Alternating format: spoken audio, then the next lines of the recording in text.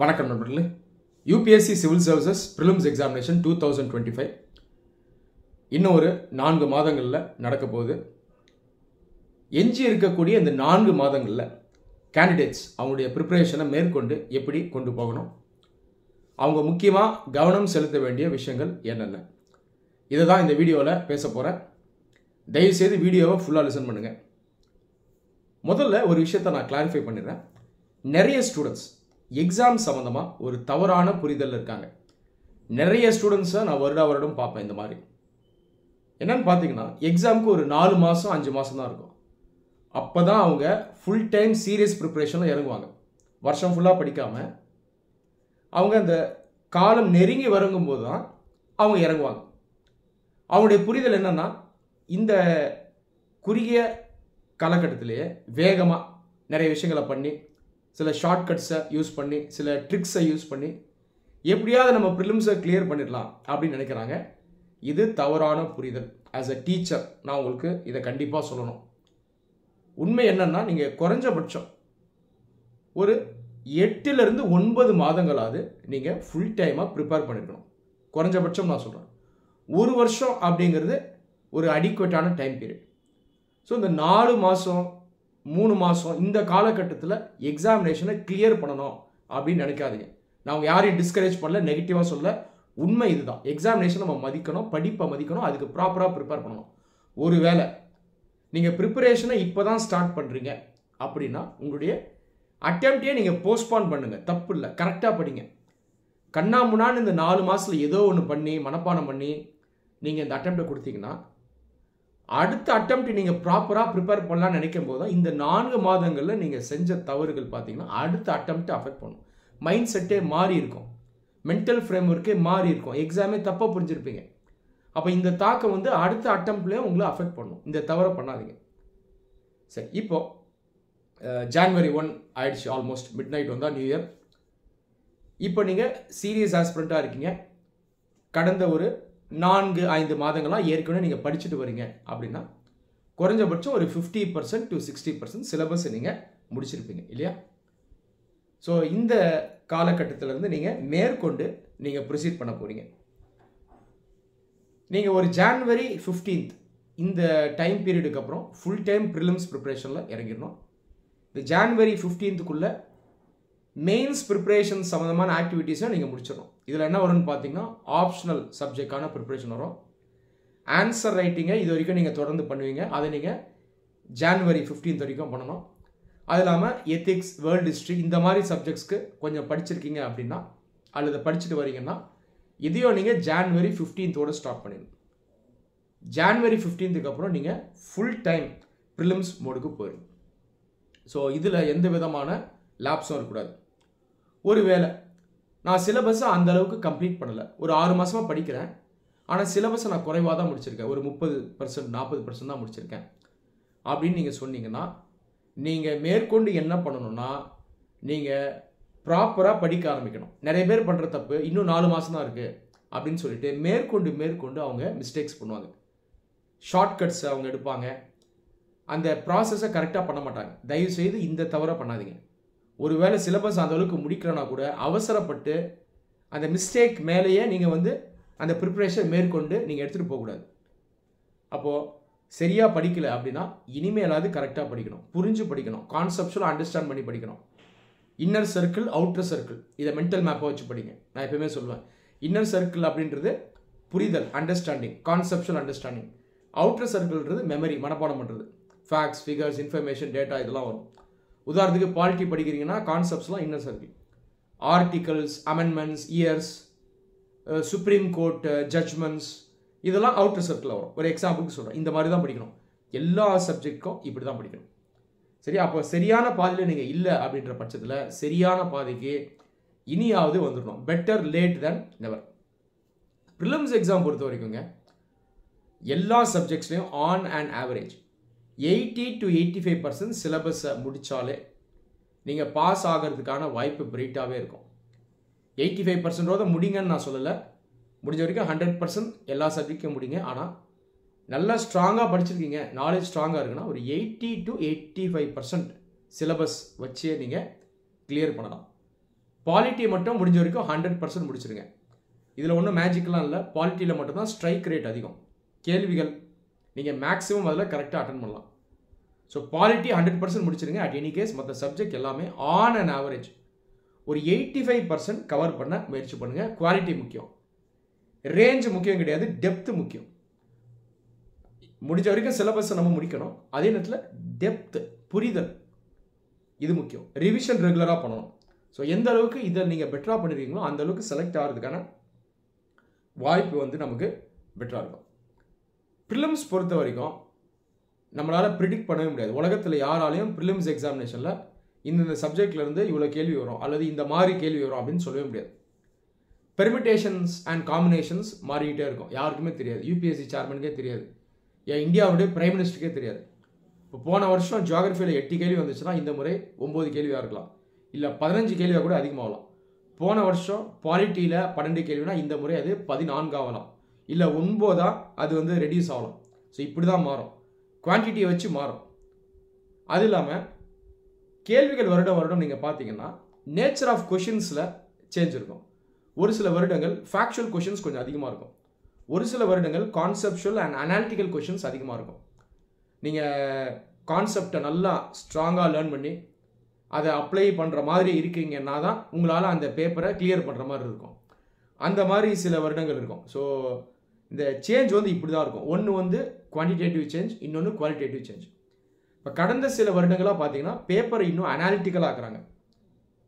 நீங்கள் இந்த கொஷின்ஸுடைய choices options பார்த்தீங்கன்னா இதுக்கு முன்னாடிலாம் அதிலே ஹிண்ட் கொடுத்துருப்பாங்க. அதிலே வந்து ஸ்டேட்மெண்ட் இருக்கும், 1 2 and 3 2 and 3 all the above அப்படி இருக்கும். இப்போ பார்த்தீங்கன்னா ஸ்டேட்மெண்ட்ஸ், அதாவது ஹிண்ட்ஸ் உள்ள அவங்க வைக்கிறது கிடையாது. ஒன்லி 1 pair 2 pair 3 pair அப்படி கேட்குறாங்க. நம்ம என்ன புரிஞ்சுக்கணும்னா எக்ஸாமினேஷன் கொஞ்சம் டஃப்பாக தான் இருக்குது. ஆனால் நம்ம எப்படி புரிஞ்சுக்கணும்னா இது எல்லாருக்குமே டஃப் தான். இந்தியாவில் இருக்க 50,000 கேண்டிடேட்ஸ்க்குமே இது டஃப் தான். ஏன் யூபிஎஸ்சி இந்த மாதிரி கேள்விகளை மாற்றுறாங்கன்னா இன்னும் ஸ்டூடெண்ட்ஸ் வந்து நல்லா புரிஞ்சு படிச்சுட்டு வரணும், டீப்பாக அண்டர்ஸ்டாண்ட் பண்ணிட்டு வந்துடணும், அவங்களுக்கு அனலைஸ் பண்ணக்கூடிய எபிலிட்டி இருக்கணும், பகுப்பாய்வு பண்ணக்கூடிய சக்தி இருக்கணும் அப்படின்னு எதிர்பார்க்குறாங்க. அதனால தான் அவங்க அந்த ஆப்ஷன்ஸில் பார்த்தீங்கன்னா க்ளூ வைக்கிறது இல்லை, இப்போல்லாம் டைரெக்டாகவே கேட்குறாங்க.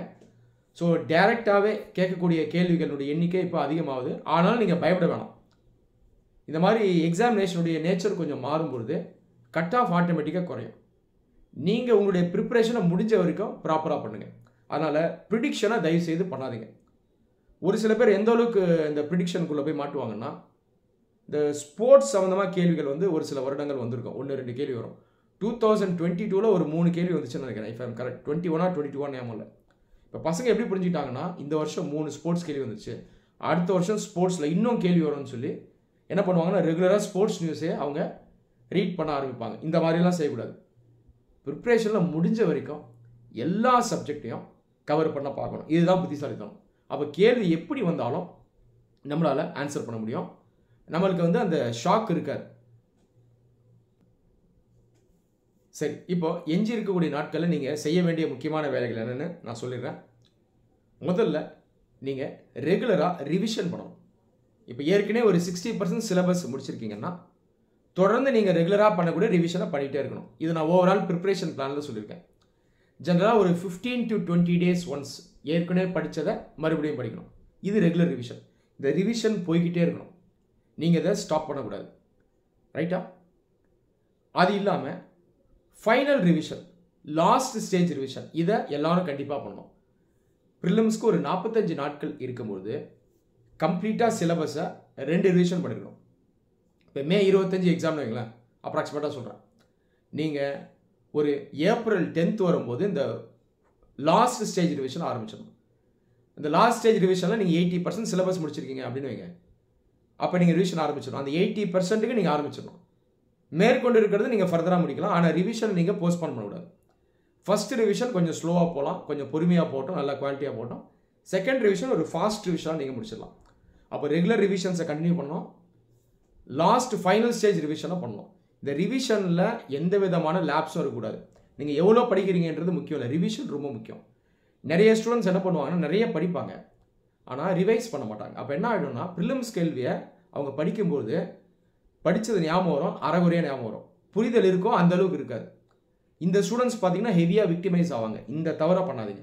ஒருவேளை சிலபஸை நீங்கள் அளவாக முடித்தா கூட ரிவிஷனை ஸ்ட்ராங்காக பண்ணிவிடுங்க. அடுத்த ஆக்டிவிட்டி, நீங்கள் ஜான்வரி 15th நீங்கள் ஃபுல் டைம் ப்ரிலிம்ஸ் மோடுக்கு வரீங்களா, அப்போது ப்ரீவியஸ் இயர் ப்ரிலிம்ஸ் கொஷின் பேப்பரை நீங்கள் சால்வ் பண்ண ஆரம்பிக்கணும். ஜிஎஸ் சிசாட் ரெண்டுக்கும் பண்ணுங்கள். அப்ராக்சிமேட்டாக ஒரு 2014 பண்ணிட்டு வாங்க. லாஸ்ட் 10 இயர்ஸ்க்கு பண்ணுங்கள். ஒரு வாரத்துக்கு நீங்கள் குறைஞ்சது 7 hours ஸ்பெண்ட் பண்ணணும். எப்படி வேணால் டிவைட் பண்ணிக்கலாம். டெய்லி 1 hour வச்சு பண்ணாலும் சரி, அல்லது 2 hours 2 hours 3 hours அந்த மாதிரி பிரேக் பண்ணி ஒரு நாள் விட்டு ஒரு நாள் பண்ணாலும் சரி, ஆக வந்து குறைஞ்சது 7 hours பண்ணியிருக்கணும்.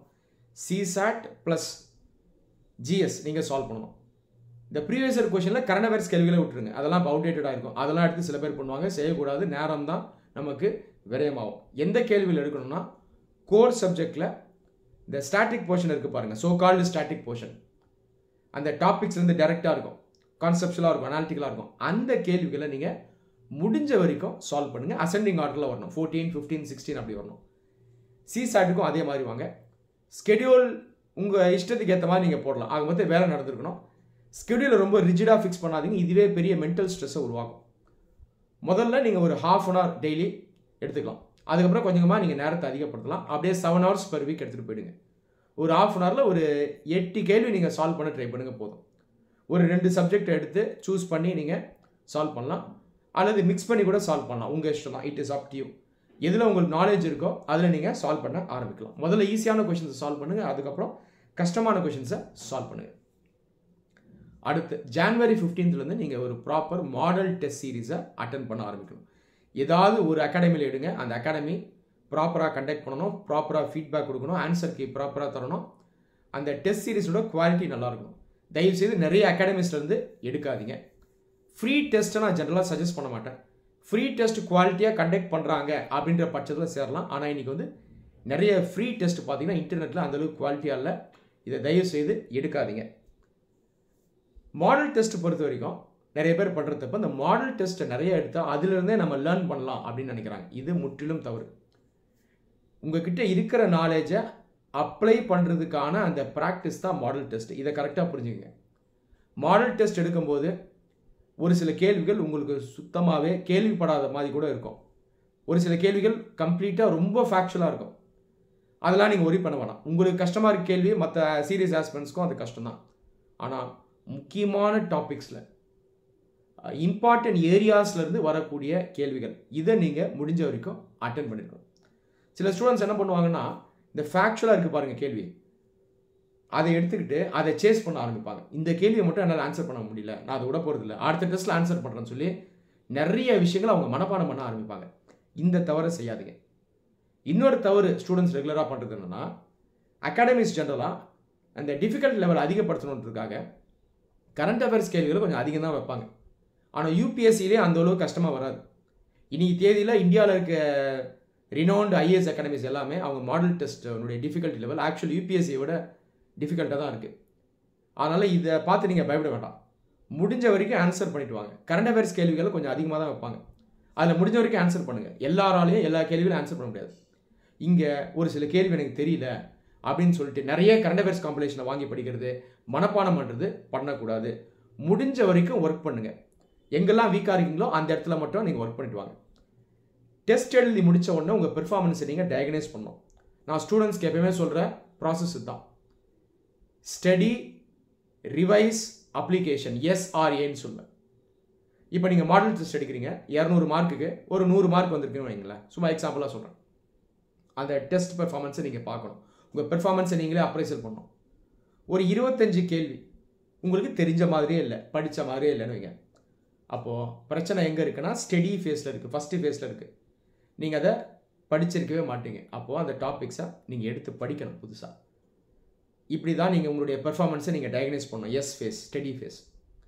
ஒரு சில கேள்விகள் படிச்சிருப்பீங்க, ஆனால் அந்த நேரத்தில் ரெக்கலெக்ட் பண்ணி ஆன்சர் பண்ண முடியாமல் இருக்கும், அல்லது கான்செப்ஷனில் ரொம்ப உள்ளே போகாத மாதிரி இருக்கும், அனலைஸ் பண்ண முடியாத மாதிரி இருக்கும், ஸ்ட்ரக் ஆவீங்க.